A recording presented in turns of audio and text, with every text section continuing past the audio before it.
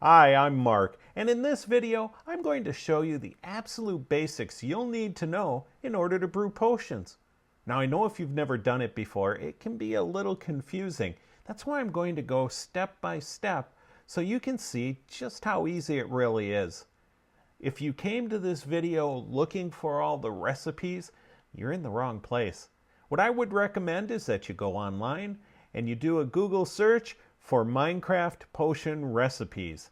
And what'll come up if you look at the images are these charts that show you all the different recipes for potions. So let's get started. The first thing we're obviously going to need is a brewing stand. Now, where I'm going to put it is on this little table right here. And you don't have to do this. This is just me. What this is an extended piston that I've got a little redstone torch underneath. Now, let's build our brewing stand. And all we have to do is put 3 cobblestone on the bottom and a blaze rod in the center, and ta-da! We have a brewing stand. So let's take our brewing stand, and now we'll put it on our table. Boink! There. Did you know that the sound that brewing stands make when you put them on a table is boink? See, you learned a little something today. So now we've got our brewing stand. The next thing we're going to need is something to put our potions in. So I've conveniently put some water bottles here. So we've got our water bottles or glass bottles, as Minecraft likes to call them, to put our potions in.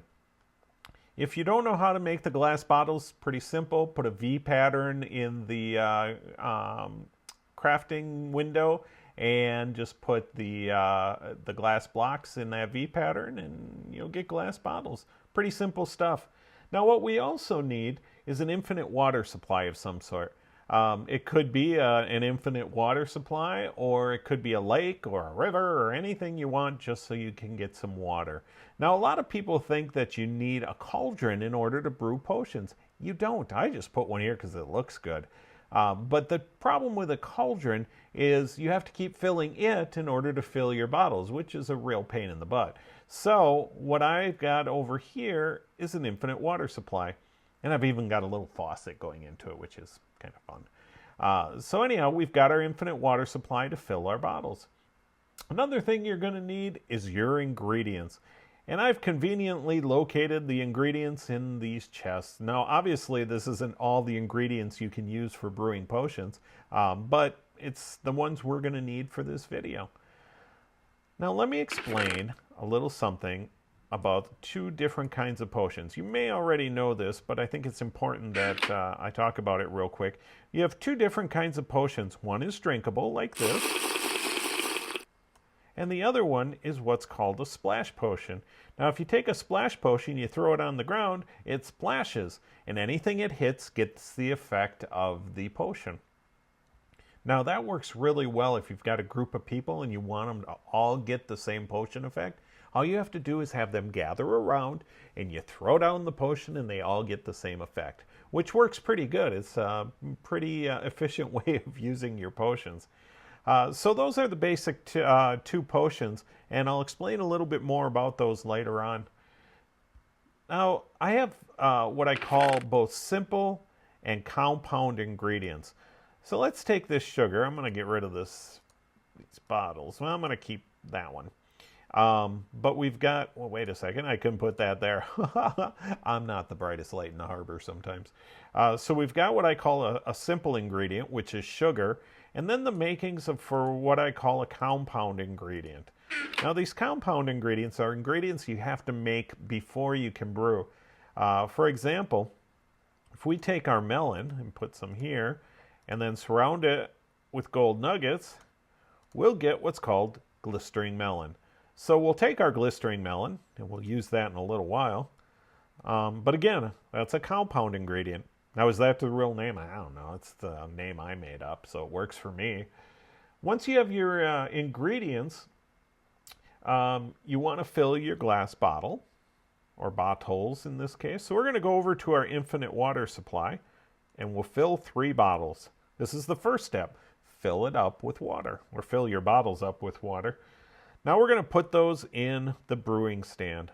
So all you have to do is grab hold of these water bottles and stick them in here. and then we need to add our ingredients.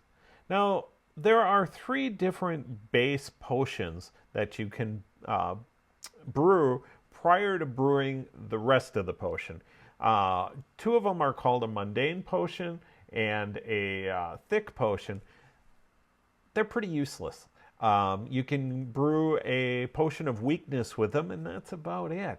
So the potion base I want you to concentrate on is called the awkward potion. And the way we make an awkward potion is by putting, let me go get it first, putting some nether wart into our brewing stand. Now this is the starting potion that everything else is based off of.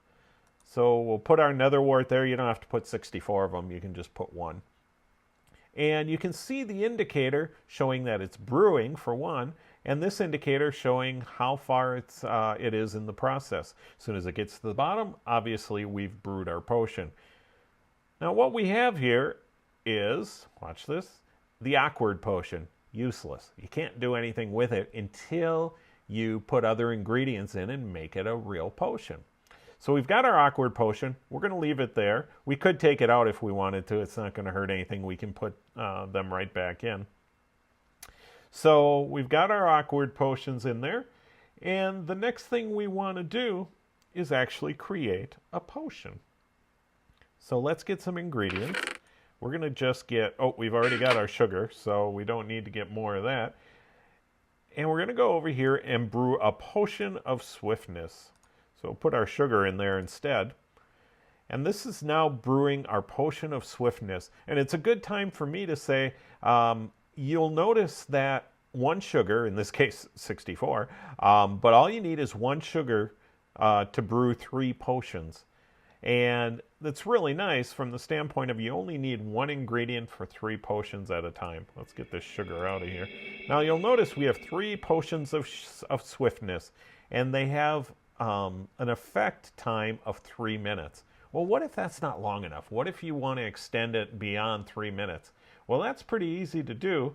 All you have to do, flip my paper over here. See how well I prepared for you guys? I actually wrote an outline. I even typed it up. So anyhow, to increase the duration of this, what we need is a little redstone.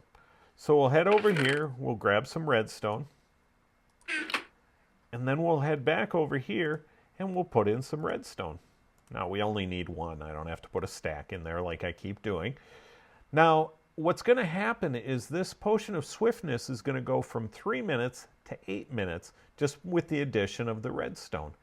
The thing that you've got to keep in mind is that's all the further you can go. You can't go beyond 8 minutes. That's as long as the potion can last. So now we have 3 potions of swiftness with a speed of 8 minutes, or 3 potions of swiftness or speed for a duration of 8 minutes. So we've got those potions. Now, what if, well, let me mention, it's true of all time-based potions that if you add the redstone, it will increase to the next level of duration. So just keep that in mind. Redstone increases duration. Now, the other kind of potions we've got, let me get these puppies out of here. Okay, got those puppies out of there. The next type of potion is what we call a potency potion. Not an impotency potion, a potency potion. And these potions, instead of lasting for a certain amount of time, have a certain amount of potency. So we're going to first put our water, we got to get some water bottles first. We'll head on over here. Doink, doink, doink. 3 water bottles. Whoops, wrong key. So we've got our 3 water bottles, and we're going to put them in our brewing stand. Now, if you'll recall, the first thing we want to do is brew an awkward potion. So we'll put 1 nether wart up there and brew our awkward potion.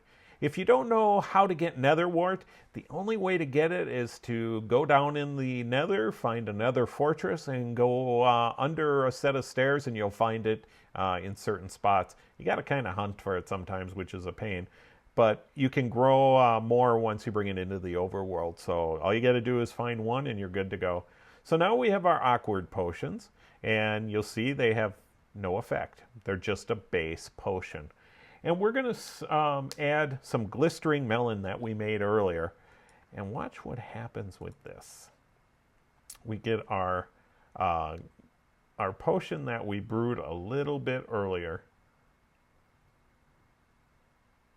Brewing, brewing, brewing, brewing, brewing, brewing, brewing, brewing. Brewing, still brewing, it's still brewing. Yes, and now it's done. So we've got our potion of healing. Now this will heal 3 hearts. If you want more hearts, well then you can increase that. And the way that you increase that is by adding glowstone dust. So we'll get our glowstone dust. We'll go back over here and we'll add some glowstone dust. Now this is true of any potency potion that you make, is if you add some glowstone dust, it will increase the potency of it. So it'll go, in this case, from healing 3 hearts to healing 6 hearts. And here we go. We have our potions of healing. Now the next thing that I want to talk about is corrupting or like inverting potions. And you do this with a fermented spider eye, which is one of these guys right up here. I'm going to make one real quick so you can see how that's done. We need some mushrooms, we need spider eyes, and we need sugar. Throw those together in any positions in here, and you will get a fermented spider eye. So throw that in there. There's our fermented spider eye. Now, if you'll recall, this was a potion of healing. So if we throw the fermented spider eye in there, it's going to do what I've read is called corrupting the potion. And it's basically going to invert it. It's going to take one potion and turn it into a different kind of potion. So if we take a look here, we've got our potion of healing. It's brewing, brewing, brewing. And now we have our potion of harming, which does instant damage too. And that was simply by adding that spider eye. Now, what if we want to make that splash potion I talked about earlier? These are all drinkable potions. Well, that's easy too. All you have to do is add some gunpowder. So we'll grab some gunpowder and we'll put gunpowder in. Now we have a potion of harming that you could drink. I have no idea why anybody would want to drink a potion of harming, but you could if you wanted to. But in this case, we added some gunpowder and we'll let it brew. And watch the bottles. If you keep an eye on the bottles, all of a sudden they're going to change. Bink! Now they're splash potions. So we've got our splash potions of harming, which is damage 2, instant damage 2. And that's it. I mean, we just created 2 different kinds of potions, and you can see exactly the steps you need to go in. Now, if you recall, we first had to have our brewing stand, obviously. Then we needed our glass bottles. Then we needed to fill those glass bottles. So we had bottles of water. Then we needed to brew our base potion. And you do that by adding the nether wart. Now you've got a awkward potion. Then you need to brew the potion itself. And that's by adding ingredients. We added sugar to make a swiftness potion, which is a simple ingredient.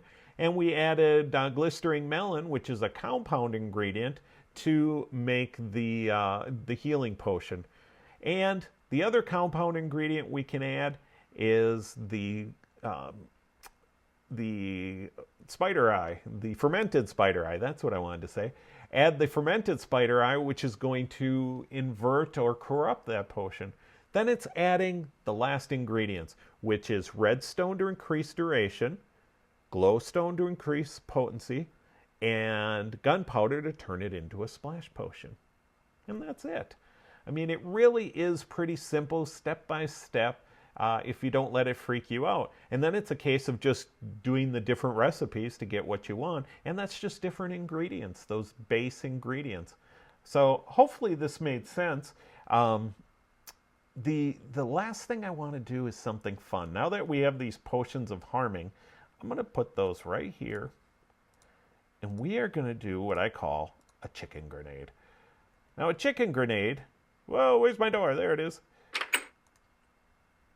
Is fun. Why is it raining again? It's always raining here. Now watch these chickens. Ready? Oh, die, chickens, die. I love it. So that is my chicken grenade, a potion of harming. Let's finish these guys off. Goodbye, chickens. All gone. So if you're looking for something fun to do, make a chicken grenade. And that's it. If you liked this video, please leave a like or leave a comment, or best of all, subscribe. If you want to make sure I keep making videos, you can become a patron by going to Patreon, and it's Adults Only Minecraft. If you didn't like this video, well, keep that to yourself. Thanks for watching.